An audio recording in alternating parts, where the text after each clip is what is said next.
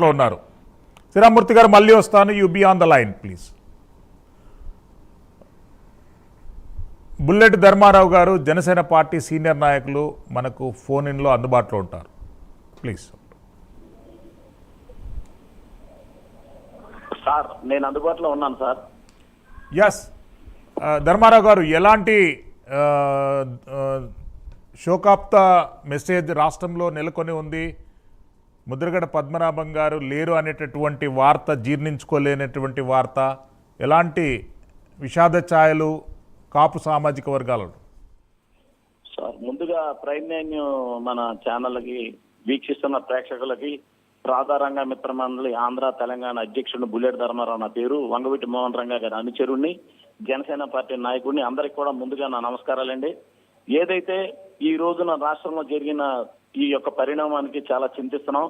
మరి కాపులకి మొదటి నుంచి కూడా అండగా ఉండి ముద్రగడ పద్మనాభం గారు ఎంతో సేవ చేసినారు. చాలా గొప్ప వ్యక్తి. ఆయనకి ఒకసారి తునులో మరి కాపునాడును పెడితే మేము భారీ ఎత్తున మచిలీపట్నం నుంచి 20 కార్లు 4 బస్సులతో భారీ ఎత్తున వెళ్ళటం జరిగిందండి. అప్పుడు మీడియా ద్వారా కూడా నేను హైలైట్ అవుతాం జరిగింది. ముద్రగడ పద్మనాభం గారు కూడా నన్ను చాలా ధన్యవాదాలు బుల్లెట్ ధర్మ గారిని కూడా నన్ను చాలా అభినందించడం జరిగింది. కానీ అలాంటి నాయకుడు మరి చనిపోవడం నిజంగా వారి కుటుంబానికి తీరని లోటు. ఆ కుటుంబ సభ్యులు ఏదైతే నా మరి ఆయన కుమార్తె బాదలపూడి క్రాంతి నన్ను బాబాయ్ అని ఆప్యాయంగా పిలుస్తారు. మరి రంగా గారి కుమార్తె అంగోటి ఆశాకిరణ్ గారు వీళ్ళిద్దరు కూడా బాబాయ్ నన్ను అభిమానంగా పిలుస్తారు. ఆ తండ్రి లేని లోటు ఆ కుటుంబ సభ్యులకి ఈ రాధారంగ మిత్రమైన బుల్లెట్ ధర్మ పూర్తిగా అండగా ఉంటాం. ఆ బాదలపూడి క్రాంతికి ఎన్నో ఉద్యమాలు చేశారు. ఆయన పళ్ళేలు కొట్టమంటే పళ్ళేలు కొట్టాం, కొవ్వొత్తులు ఆర్పాం. మరి ఎన్నో రకాలుగా కాపులు అభ్యున్నతి కోసం ఎంతో కృషి చేశారు. మరి అలాంటి వ్యక్తి చివరిలో చిన్న రాంగ్ స్టెప్ వేయడంతో మేమందరం కూడా మనోభావానికి గురయ్యాం. చాలా మంది బాధపడ్డాం. ఎందుకంటే సాటి కాపు కులస్తులు అయ్యుండి కూడా పవన్ కళ్యాణ్ గారిని ఓడిస్తానంటే పిఠాపురంలో నేనే ఛాలెంజ్ చేశానండి నిజంగా. ఎందుకంటే మరి అంత పెద్ద ఆయన ఆ విధంగా పవన్ కళ్యాణ్ గారు ఒక సాటి కులస్తుడు కదా అని కూడా కనికరం లేకుండా ఆయన ఛాలెంజ్ చేయడం పిఠాపురంలో మాకు చాలా బాధ. ధర్మారావు గారు మీరు ఎందుకంటారంటే మీరు రాధారంగ మిత్రమండలి అనేటటువంటి అంశాన్ని తీసుకొచ్చారు. 1988 సంవత్సరంలో ప్రజారక్షణ సమితి ఏర్పాటుకు ముద్రగడ పద్మనాభం గారు కీలక భూమిక పోషించారు. ఆనాటి పరిస్థితులు ఎట్లా ఉండేటివి?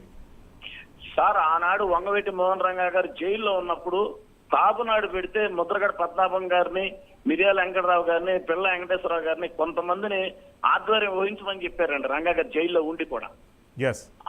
అప్పుడు ముద్రగడ పద్మనాభం గారు కాపునాడు కూడా ఆధ్వర్యం వహించారండి. చాలా చాలా హైలైట్ చేశారు ప్రోగ్రాం. అది ఇవాళ కూడా ప్రజలు ఎవరు కూడా మర్చిపోలేరు. ఆ రోజున రంగా గారి అభిమానులు ఒక కాపు కులమే కాదండి, అన్ని కులాల నుంచి 20 లక్షల మంది తరలి రావడం జరిగింది. ఎందుకంటే వీళ్ళు ఈ విధంగా ఆ యొక్క ప్రోగ్రామ్ హైలైట్ చేసుకుంటారండి. పిల్ల వెంకటేశ్వరరావు గారు కానీ, మరి ముద్రగడ గారు కానీ, మరి ఎవరైనా కానీ కొంతమంది పెద్దలే. మచిలీపట్నానికి చెందిన చిలంకుర్తి అంబులు గారు అండి, వీరాస్వామి గారు అంటారు, మా మావయ్య గారు అండి మచిలీపట్నం. మరి ఆయన కానీ ఈ యొక్క కమిటీలో సభ్యులండి. రంగా గారు ముఖ్యమైన వాళ్ళని ఆయన అనుచరులు అనుకున్న వాళ్ళని వేశారు. వాళ్ళందరూ కూడా ఆ రోజున కాపునాడు చేయటంలో, జయప్రదం చేయటంలో వీళ్ళందరూ కీలక పాత్ర పోషించారు. కాకపోతే మేము ఒక్కటే బాధపడ్డాం సార్. ఎందుకంటే ముద్రగడ పద్మనాభం లాంటి పెద్ద వ్యక్తిని మేము ఆ విధంగా మాట్లాడాల్సి వచ్చిందని కూడా ఒక ఎంతో బాధపడినా. ఎందుకంటే మరి సాటి కులస్తుడు అనే గౌరవ మర్యాదలు కూడా ఏమంటే ఆయన అప్పట్లో ఇబ్బందులు పెడితే రాధారంగంతో మేమే సార్ రోడ్డెక్కి ఆయనకి అండగా నిలబడ్డాం సార్ మేము. ఎస్ ధర్మారావు గారు, మళ్ళీ మరిన్ని అప్డేట్స్ మీద సంప్రదిస్తాం. ఎస్